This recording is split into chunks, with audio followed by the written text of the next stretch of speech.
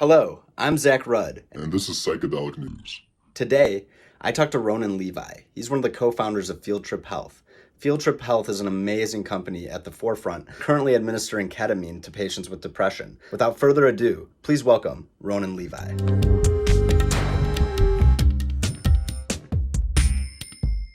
Ronan is one of the co-founders of Field Trip Health, and I'm going to allow you to kind of explain what Field Trip Health is for starts. Absolutely. So Field Trip Health is really one of the leading companies in the emergence of psychedelic therapies. We're focused on two pieces of the emergence of this industry, which is building out the clinical infrastructure necessary to deliver psychedelic therapies at scale. And then secondly, doing work to advance a new generation of psychedelic molecules, because as fantastic and as effective as psilocybin and MDMA are at treating any number of mental health conditions, doesn't mean that they can't be enhanced and improved upon. And so one of our focuses right now is on advancing clinical work with FT104, which is our own proprietary novel synthetic psychedelic, built off of known psychedelic molecules, but just enhanced slightly to make it a more effective drug as psychedelics become more effective medications. Excellent. And how did you get involved with Field Trip Health? Tell me a little bit about the history of it and who's involved and how you came to be one of the founders. Yeah, absolutely. So the core founding team in Field Trip came out of the Canadian medical cannabis industry. The four of us were very actively involved in building out the clinical infrastructure actually for medical cannabis in Canada, and focused on doing good quality, very thoughtful medicine, not treating cannabis as just, a drug and prescribing so people could have access for no reason, but really doing it in a medically focused way. And by doing it so thoughtfully and prudently, I think we were able to really accelerate the adoption and buy-in from the broader medical community around cannabis and its applications. And I think that really accelerated just the general acceptance of cannabis more broadly. And so after we sold that business to Aurora Cannabis and really helped Aurora grow to become one of the leading cannabis producers, we had left and we're looking to start the next great opportunity, which is right around the time we learned about psychedelics and what was happening. This was back in 2018. Peter Thiel had just invested in Compass Pathways. MAPS had been recently given breakthrough designation for their studies on MDMA-assisted therapy to treat PTSD. And Michael Pollan had actually just published his book, How to Change Your Mind. So we started looking into it. We saw the natural and at least superficial parallels between cannabis and psychedelics, and realized that we had a unique skill set to bring to bear on the emergence of this industry, having done it and learned a lot of lessons and trying to scale access to medical as well as recreational cannabis through Canadian cannabis clinics and subsequently Aurora. We had a unique lens and a unique perspective, and truthfully a great reputation and access to capital to really do some exciting work. So we spent a lot of time researching and understanding what was happening in psychedelics and the applications, and we very quickly became convinced that we could create really significant impact for people suffering with mental health conditions, but truthfully the entire planet, by focusing on helping drive the mainstream adoption of psychedelics, because we became firmly convinced very early on that you would see legal access to psychedelic therapies coming much faster than anyone would expect. And so out of that, Field Trip was born, focused on building the clinic and the clinical infrastructure, which was our core skill set going into Aurora, but also, like I said, building out new molecules and doing the product side of things. Because what's unique about psychedelic therapies is that it's the interplay of both the drug plus the therapy that's so therapeutic. And if you focus on one or just the other, you're really leaving an essential component to the therapeutic outcome to chance. And then we realized that not only did it make good business sense, but also good therapeutic sense to make sure we were involved in both aspects of psychedelic therapies. This moniker has been floating around on websites and whatnot. It seems we are in some sort of psychedelic renaissance. Where do you foresee the next 5 years of this timeline going? I think we're going to see things go tremendously quickly, because this is rooted in science. With cannabis, it was rooted in activism. Here it's rooted in science and medicine, and truthfully, an incredible medical need. And when you look at the safety profile and efficacy of psychedelic therapies, it's really hard to argue against them. They're so effective. They're so reasonably safe. And there's so much need. It's just going to start to happen. And so what I see happening over the next 5 years is we'll see legal access to MDMA and psilocybin and other psychedelic molecules on a purely medical basis. But then we're also going to see a more wellness focused approach emerge as well. We actually saw the start of that happen in Oregon in November when they passed Measure 109, which is creating access to a non-medical but professional oversight system for psychedelic therapy. So in Oregon, as you probably know, people will be able to access psilocybin therapies without necessarily being depressed or anxious or having PTSD or any other clinical medical health condition. They will be able to do it because they want to, because they see the potential or growth or just enjoy the experience. And I think that's fantastic because it has professional oversight. You really minimize the risks. Psychedelics are generally safe, but they're not totally risk-free. And so by ensuring that it's done in a proper context with professional oversight, you really minimize and almost negate the risks around psychedelics, but it enables so many people to access the benefit of these therapies that I think you'll see this wellness system emerge in parallel with the medical system. And it's great. You'll have people who have insurance coverage when they really need it. And then people who don't really need access to these therapies will have access to it through, fee for service kind of programs like in Oregon. Speaking of Oregon, so was Field Trip Health involved with any of that legislation that passed? What are you guys doing as far as your involvement with the road to legalization? We were very vocal advocates and supporters of Measure 109. We thought it was very thoughtful. We thought it enabled access in a very thoughtful, transparent, smart way. And we really think that's the framework that should be adopted going forward. Should there be broader access, more liberal access? Maybe, but Measure 109 seemed like a really smart starting point to start the conversation and test the waters. I mean, we know from the 60s and 70s that too rapid adoption of psychedelics can lead to a significant pushback. And so we think an incremental approach, one that's thoughtful, but not too restrictive, is the way to go. So Measure 109 made a lot of sense to us. So we vocally supported it. Financially, we supported it as well. We became relatively close with Tom and Cherie and Sam Chapman, the organizers as well, because they're just wonderful people too. They're very thoughtful, caring, smart people. And so, yeah, we were involved to the extent of being vocal and financial supporters of it, but we weren't involved in drafting any of the proposed regulations or anything along those lines. So obviously, you're one of many emerging psychedelic companies. I would put you guys at the forefront as far as publicly traded companies and so on. What if you could encapsulate in a nutshell what you think over the next unforeseeable future, what's going to separate Field Trip from the pack? What would you say? That's a good question. I mean, obviously, I think our business model is one of the most thoughtful in the industry because we're focused on generating revenue at an early stage, but also with significant value accretion and inflection points in the future. But for me personally, what I think what is going to separate Field Trip from everyone else is just the authenticity in the way we talk about this, and really being the name and the face of psychedelics. We already have great brand exposure, and I know that's a little bit too marketing speak, but people really resonate with what we're saying, and I think that's the most important thing of what we're doing. People like us, we have people reaching out all the time wanting to be a part of Field Trip because they appreciate our mission, they appreciate our vision, they appreciate how we talk about this, how we think about it, what we're doing. And so I think that's really what separates Field Trip is we're crafting the narrative. We're telling the story around what psychedelics are going to look like in the next 5 to 10 years. And, it's a really great honor. It's a great privilege. It's got significant responsibility associated with it, but it's something we're happy to do and are constantly thinking about. That being said, is there any plan? Right now, I know you guys are primarily focused on the ketamine therapy, and I'm going to get to that. But are there plans? Yep. There's obviously plans to offer other psychedelic therapy. You had mentioned the FT104. Is that correct? Yep, that's it. That's our molecule. What other substances are you planning to introduce? Do you guys have plans for immersive therapy with more than one person, retreats, things like that? Or are you kind of staying in the one-on-one,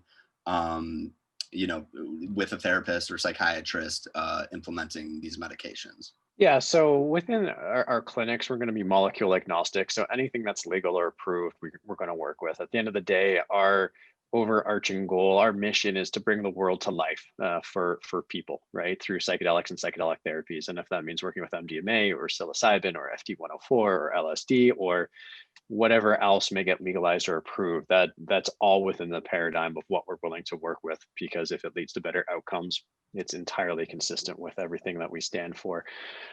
Whether right now all of our therapies are using ketamine assisted therapy, at least in North America. In Amsterdam, which we have a location opening probably in March, April, there's been delays in construction because of a lockdown in the Netherlands, but sometime in that time frame we'll be working with psilocybin truffles, and right now it is focused on really one-on-one therapy directly with a therapist, but we are actively working to understand group therapy and potentially make that available. So there's going to be any number of options, and as people get to know us, they'll understand that we're incredibly pragmatic. Whatever makes sense and creates good outcomes and makes good business rationale, we'll totally be getting behind that as well. So group therapy is certainly one that can help build a community, help lower the cost of access, which is an important and one of the bigger challenges in the industry.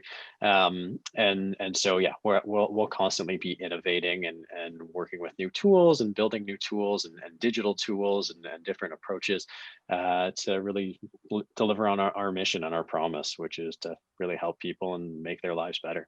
So then, as far as the ketamine goes, I would assume, and correct me if I'm wrong, the reason that was kind of your primary objective and has been so far is because it's legal, you can't administer it, and that's the quickest way to grow the brand and generate revenue. That's exactly right. From a purely business perspective, we saw a great opportunity to be a first mover and establish the brand, drive the narrative, create awareness, build a following, build a patient base, create revenues. But ketamine has always been viewed as a stepping stone. Don't get me wrong, ketamine assisted therapies are incredibly powerful and we're showing incredible results with our patients. The stories we're hearing are just fantastic. But I think the real interest and the real excitement and the real needle moving impact is going to come with psilocybin and MDMA and the other molecules. But ketamine was an opportunity to get started, really improve people's lives and start building a business around. So that's why we started with ketamine. Also, the fact, it's safe. Ketamine has been used, has been approved in the US since I think for about 60 or 70 years, was actively used in Vietnam, is still, used as an anesthetic in hospital settings. It's so safe that it's typically the anesthetic they'll use for children in an emergency room. So we're doing something that's, safe and really impactful. So it was just win-win-win across the board, starting with ketamine assisted therapy, but it really is just the starting place for us. Most of the patients, they're diagnosed with depression that are seeking this therapy. Is PTSD. What other diagnoses are bringing people to Field Trip Health? And that being said, what is the process once it's decided that you guys are going to administer it? How is it administered? If you could just talk on the length of time. So most of the people we're seeing right now are coming in to help treat depression. Being said, we have developed what we call our Core Plus program, which is designed for using ketamine assisted therapy to help treat PTSD. But we can work with a range of indications and people. It's not specifically depression or PTSD. We do have some restrictions based on the locations and jurisdictions that we're in. For instance, in Ontario, the guidance from the College of Physicians says we can only work with treatment-resistant patients. So people who have tried 2 conventional therapies without success, then we can treat them. Otherwise, we may get unnecessary scrutiny from the college. So we're focused on staying within the compliance of not only the regulations and the law, but also the guidance of the colleges and boards and the jurisdictions in which we operate. Contrast that to California, where attitudes are a little bit more liberal. So we can treat patients who come in with dysthymia or adjustment disorders, which are, I don't wish to diminish them by any stretch of the imagination. These are real problems for people, but they don't necessarily meet the clinical significance of conditions like depression or major depression or anything along those lines. So, we really can work with a broad range of people, but there may be some restrictiveness depending on which jurisdiction a person lives in. In terms of what our program looks like for depression, I'll use that kind of as the standard because it does seem to be the the one that gains the most interest and most people are interested in. It involves a total of 6 ketamine exploratory sessions, which is, a dose of ketamine, which lasts about 45 minutes to an hour and a half, during which you're going to be under the influence of the ketamine and having that psychedelic experience. In most places, we'll administer it through an intramuscular injection. And we do that because we want the experience to be as intense as possible, so it's a fast onset and it's an intense onset. So you get deeper into the psychedelic trip aspect of the experience, because we think that's where a lot of the healing starts. You're able to revisit past memories. You're able to look at traumas a little bit more objectively. You become aware of things you may not have been aware of in your subconscious. And so you'll do a total of 6 of those ketamine exploratory sessions where you get the ketamine, you have the 45-minute to an hour and a half trip experience, which is immediately followed by what we call exploratory therapy. That's why it's called ketamine exploratory sessions. And that's an opportunity to really just talk about what happened during your experience, what came up, what feelings, what memories, anything along those lines. So you can start to process them, you can start to talk about them, you can start to emote the feelings around them. And it's really an opportunity for your therapist to start to understand what's going on in your head and during the experience. And you'll do that twice, usually spread out over the course of 3 to 4 days. And then 3 or 4 days later, you'll have an integration session, which is more conventional talk therapy, where we really try and take the learnings and the insights and everything that came out during your psychedelic experiences and put them into action, into tangible plans to help you not only feel better, but actually have a path towards longer, more sustained healing and improvement in symptoms. And you'll do that 3 times over the course of a treatment program. So, and then when you're in the session, tell me a little bit of, because obviously setting is so important and pivotal to the trip. Tell me about, how are these people in a clinical doctor's chair? Are they on a beanbag? Are they blindfolded? Is there any sort of light therapy that you guys are involving? Yeah, beanbag chairs would be an excellent addition. Thank you for that suggestion. We've, set and setting is such an instrumental component of psychedelic therapies and their therapeutic outcomes. And so we've really built each of our field trip health locations to be really warm, bright, inviting, comfortable, a place where you'll feel comfortable spending a few hours. And as psilocybin and MDMA get approved, probably 6, 7, 8 hours. So we really designed them to be spaces that you're okay being in for a long time for the therapeutic outcomes, and just because it's a much more pleasant experience overall. You can see how we've really invested a lot to make them great spaces. In the actual dosing rooms, you're in a zero gravity chair. It's a very fancy chair. I can't tell you all of the sales pitches about it, but it is a very beautiful, very comfortable spot. There's a weighted blanket on you. We provide you with eye shades and noise canceling headphones, and we're working with wave paths in most of our locations right now to provide music for the experience. You can change the lighting to your taste. You can have the windows open, windows closed, whatever the case may be, to make you as comfortable as possible. And that's kind of it. The therapist is present in the room with you during your whole experience. We have a respiratory therapist and our medical staff nearby. In the very rare chance that something goes wrong or the experience is too intense, we're there to assist. So you're never alone. You're always supported. And then afterwards, after the effects of the ketamine wear off, and after you're done the exploratory therapy, there's a lounge where people can hang out in. If you don't want to go back to the regular world, or if you just need some more time to process and integrate, you can stay basically as long as you want until our locations close. So it's really designed to be, people throw around the term spa-like, and I don't really like that term, but it is kind of apt that it is really designed to feel like you're in a place that you can just kind of let go and be yourself and feel comfortable and relax. As far as, I have to ask, the question that everyone's wondering, have you experimented with these substances? Starting with ketamine, FT104, what are the trials like for that? Are you guys taking them? So on? I've never experienced ketamine. I would like to, but I haven't had the opportunity. I have used psilocybin as well as other psychedelics. In a limited context. I felt it was important before we got into this industry and really tried to make these available, that we understood what this was about and what the impact was. And truthfully, my experiences have been, fantastic. And I don't mean from happy, joyful, colorful kind of way. Although they have been that as well, they've been deeply insightful. I haven't met God, I haven't communed with aliens, I haven't had any of those kind of stereotypical psychedelic experiences, but I've had, deep insights and awareness into who I am, what I do, why I do it, where my triggers are, all of these things. And they've had, really a significant impact on my life. They've made my relationship with my wife, that much smoother because I'm aware of why I react to certain things in certain situations a lot more. So I can start to process it and be more open about it. Whereas before I was kind of locked up in a box that I didn't know why I did what I did. I just did it and kind of thought that was just the way it is. So yeah, I have had psychedelic experiences. I look forward to having more. I think, psychedelics are very expansive, especially when done in a very thoughtful and considered manner. I think they can add really beautiful elements to one's life, whether it's healing a mental health challenge or just heightening engagement with the world so you can appreciate everything that's going on more.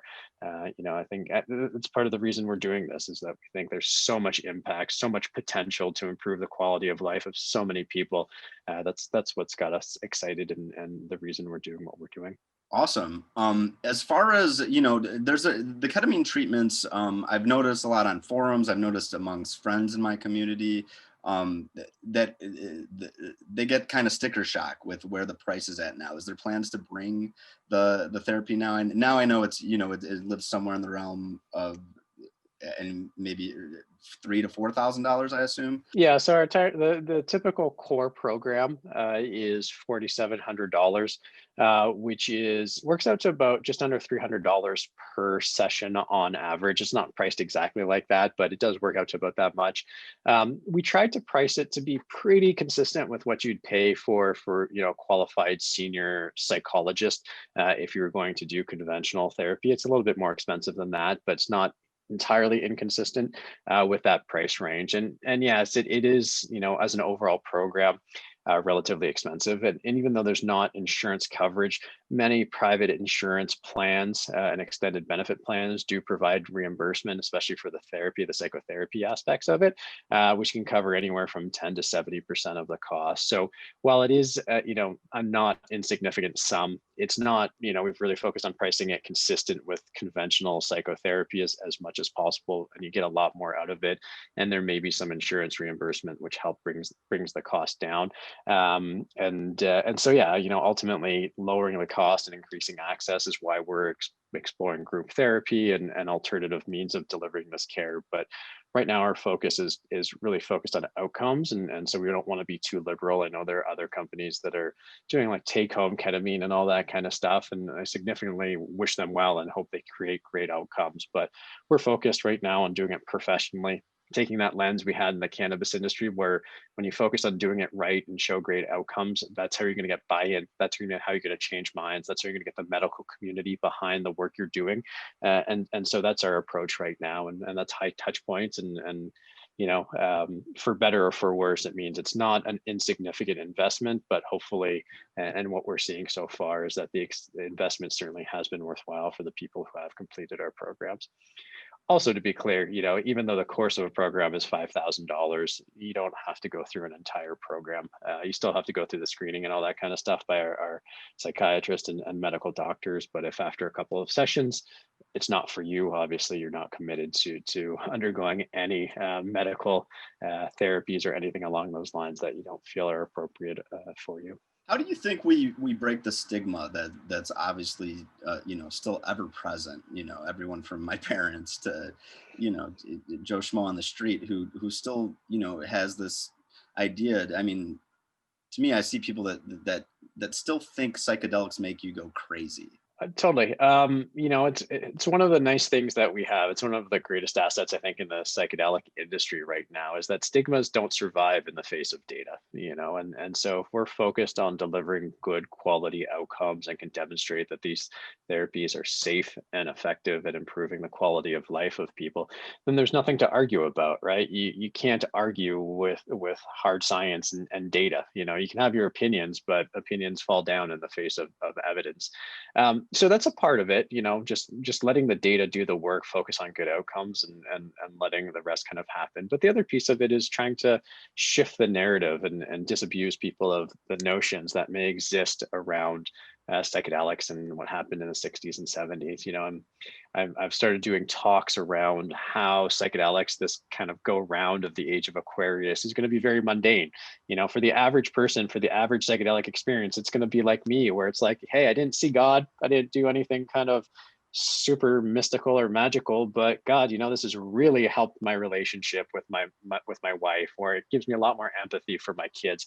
That's really the impact that this psychedelic renaissance is going to have. And so telling those stories and helping people understand this isn't, very far out there, that this is really day-to-day average people using these therapies to enhance their lives in any number of ways, I think helps. And that's part of the reason we launched our podcast, which is called Field Tripping. And we speak to doctors, we speak to professionals, we speak to entrepreneurs, all of whom talk about their psychedelic experiences. It really kind of grounds it, being like, oh, okay, this isn't just for Silicon Valley elites. It's not just for hippies. It's for everyday people to make their lives better. Can you just, and this will be the end of the interview, but is there a particular circumstance or experience or patient that has just blown your mind so far that you can recall and kind of describe what happened there? Yeah, because I'm not a clinician, I don't have a lot of interface with our patients because of patient confidentiality, but I have heard some of the stories. One that was particularly touching was a person who was a survivor of sexual trauma, and who throughout the course of their entire life couldn't look in a mirror and see anything but ugliness and shame. And at the end of our treatment program, stopped and told our staff that it was the first time that they had been able to look in a mirror and see themselves as a beautiful person. And when you hear stories like that, it just changes everything. You can't not believe in the power of these therapies when you hear stories like such a needle mover. Like, that's just so powerful. And for anyone who's done this work and knows how hard shame affects your lives and in such insidious ways, and to have such a powerful breakthrough that you can look in the mirror and actually love yourself, it's really magical. It's really awe-inspiring. It's really honoring to be a part of it. And we take it with great gravity and responsibility that this is the work we do, and we want to keep doing it. So we want to do it well, and we want to make sure people can get access to this. Awesome. Well, we really appreciate your time. We obviously appreciate what you're doing. We look forward to the future. Potentially there seems that we might have some more developing with you guys, and I'm excited about that too. Absolutely. Yeah, anything you want to leave off on, any message you want to give, or if there's nothing at all, that's fine too. Yeah, the one thing that we didn't touch on, I gave a bit of a shout out to the podcast. I'm really proud of the work we're doing with the podcast, because I put a lot of effort into trying to make it really approachable and really meaningful. But we've also launched our digital tool called Trip. It's available on iOS and Google Play, which is designed for anybody who may be doing any work with meditation, breath work, legal psychedelics, anything along those lines. It's really a tool to enhance the experience and do it properly. And we've taken all the protocols from our clinics and put it into the app, so you're really doing best in class work if you're working with Trip as an aid to your consciousness expanding activities. So definitely check that out if you can. Well, thanks so much, Ronan.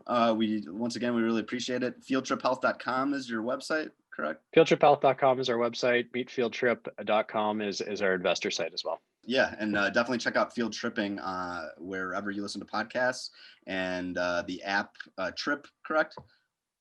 Yeah, if you want to learn more about Trip, the website is tripapp.co.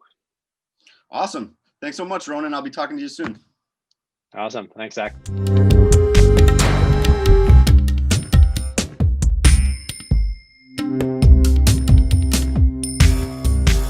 Thanks for watching, guys. Make sure you call your mom, tell her to call a friend, have your uncle call his sister. Psychedelic Nooz, that's PSYCHEDELICNOOZ.